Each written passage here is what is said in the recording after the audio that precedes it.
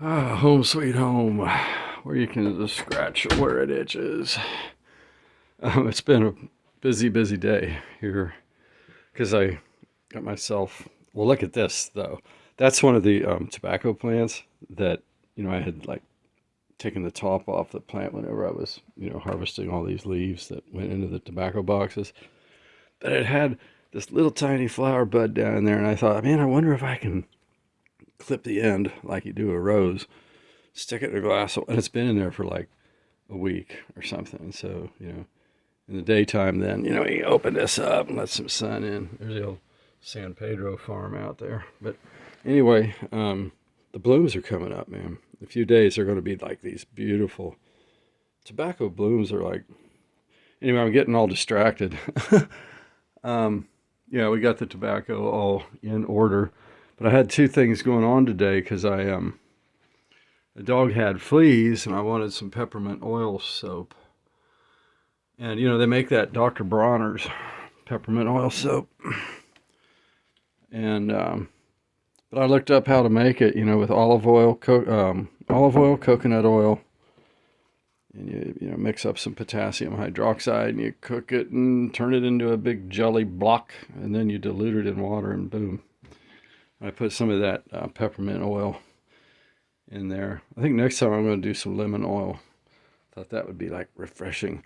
But the peppermint oil kills fleas. I mean, it knocks their little dick in the dirt, man. We used to, I mean, I hate to say it, back when we were just young hippies, grew up in Ohio. We had roaches, man, and we'd put a little bit of that peppermint oil soap in a mister, and they just like, rah, their legs just start going like that, like boom, right? I mean, like instant, it's like insecticide, and it works like fleas on fleas like that too. So anyway, our pup Scout, he had some fleas, and so I spent a lot of last night and today I made more than a gallon, of that soap. It was really, really nice. I like doing it. I just really like doing it. But what I had going on tonight was, I had taken that prickly pear fruit, and God, I love the color of this stuff. That prickly pear fruit, and squeezed it through one of the bottles. I squeezed through. It was a hand crank juicer. Had it mounted here on the table. I think I've got a little video about that. And then the other bottle. Look, I had another one. There's some of that kombucha from last week. I have a little bit, but yeah. Oh, yeah. That other one I already poured into here, into this big jar of. Excuse me. This stuff is just too nice. This one I didn't have. I didn't put a lot of prickly pear in there, but it turned out to be a really nice, really nice little drink. But anyhow, two batches back I had made with the prickly pear to come up with that really nice pink color. So I dumped one of these bottles of this. It was like gooey, almost like gooey gel. It's cactus juice, because it was just like squeezed fresh. And got it into there. And you need to put your. I used green tea, and this cheap green tea was like, I can't even remember what the box looked like if it had a box, but there's not even like a name on them. It just says like tea, all natural tea, little bags, and that's all it says on here is tea house. Okay, tea house, green tea bags. So I put about a dozen of them into here, and but I boiled that up. I just boiled that up in here in a little water boiler, and poured it in there and did the tea bags. Then I put to feed that that mother. This is the mother that's going to go in there. That little SCOBY. You can see this was the last batch. I saved that much of the last batch. I didn't bottle it up, and I threw the old SCOBY, that film that grows across the top of there. Here, let's get this off of here. We can mess around with it a little bit. Let's see what it looks like. I'm going to move it around here and see if I can see the two different scobies in there. We got the top layer that just grew, plus the old one from the last batch, and it just kind of folded down in there some, and a little bit of it floating on the top, kind of half up on top and half down in there. It doesn't matter if it floats all the way down in there to the bottom and sits there. It doesn't matter. The stuff will still ferment. But you know, some people say you put about 1/4 your total volume. I'm going to be using this, you know, dispenser jar there, which is pretty cool because I'll be able to dispense out of the thing, you know, before it's done, kind of check it and see if it's getting a little tiny bit bubbly yet. And but they say you put about, say I'm going to fill it up to here with my total batch. They say you should start with about 1/4 of your previous batch poured into there to, you know, get it inoculated. But I think as long as you get the SCOBY in there, get a little bit or some of that other stuff in there, it's going to proliferate. But I think the more of it you get in there, you know, if you can get up to 1/4 of your total volume made up of your previous batch, there's going to be enough of that in there to proliferate before other things try to get a hold and start growing in there. I haven't really had a lot of problem with other things growing in there. I'm not a super sterile operation here. There was one time that SCOBY had, it had a kind of a big black chunk growing on it. I just kind of rinsed that off, took it over to the sink, kind of pushed it off with my thumb and rinsed it, and the little SCOBY's been okay. But I'll probably just throw them both in with this next batch here.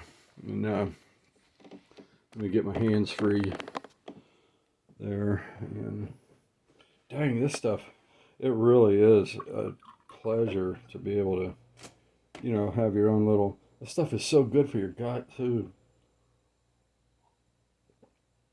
Aside from just being a very refreshing drink. Okay, so what we're going to do now, this is still, well, probably 120, 130 degrees, which, and you can put the SCOBY, and this is a living culture, you know, if you put it in boiling water, you're going to kill it. But I'm putting this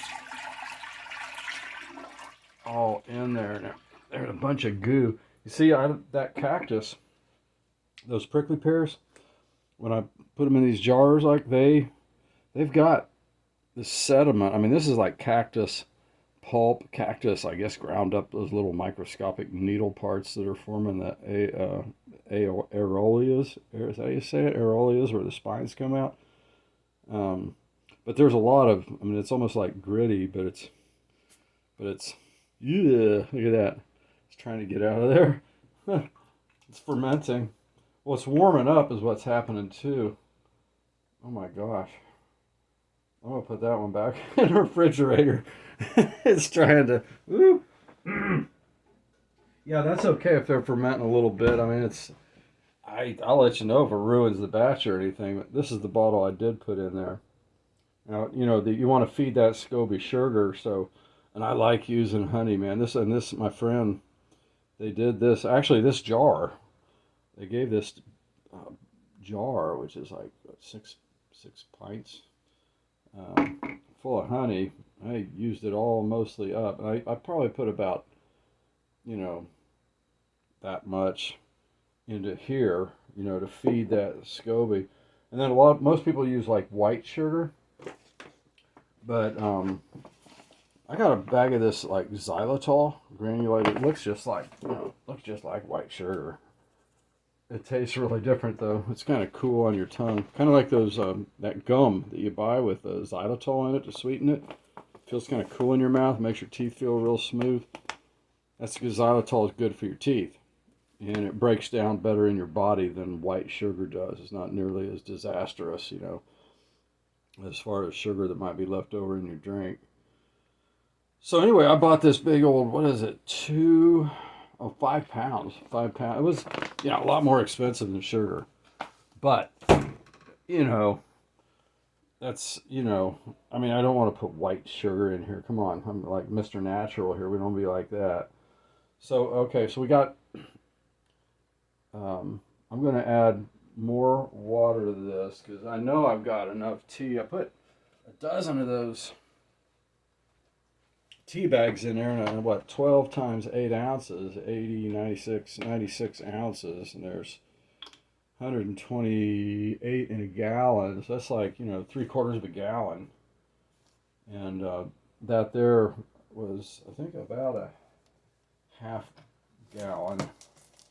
But anyway, I'm just going to add some clean water, and what that's going to do too. Oh, it's still got that nice color. That's beautiful. Okay. Yeah, I think we'll do about that much. Oh, what the heck, a little bit more. Okay. Because there'll be more in there once I add the old SCOBY too. And we're just gonna, these things, those SCOBYs, are kind of amazing, man. Let's see if I can catch just the SCOBY here. They're slippery. There it is. Whoa. Come on. God, I'd hate to drop this thing on TV. Maybe both those SCOBYs grew together into one.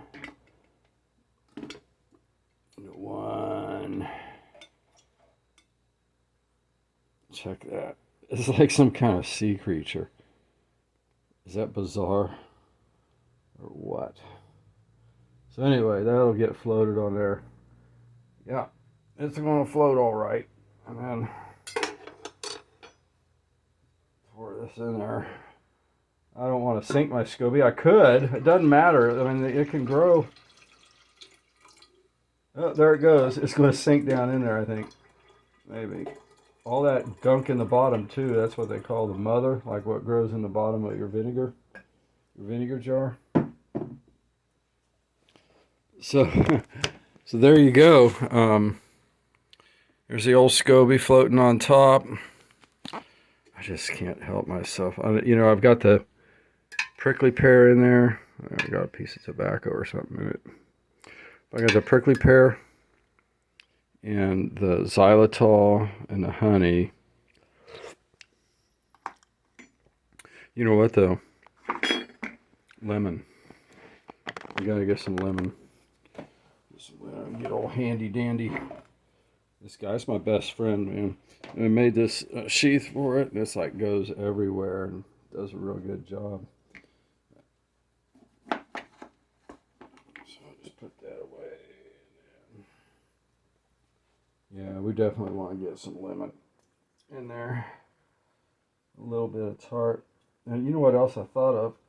And it also is going to make a really nice addition to the pink is pomegranate. Ugh.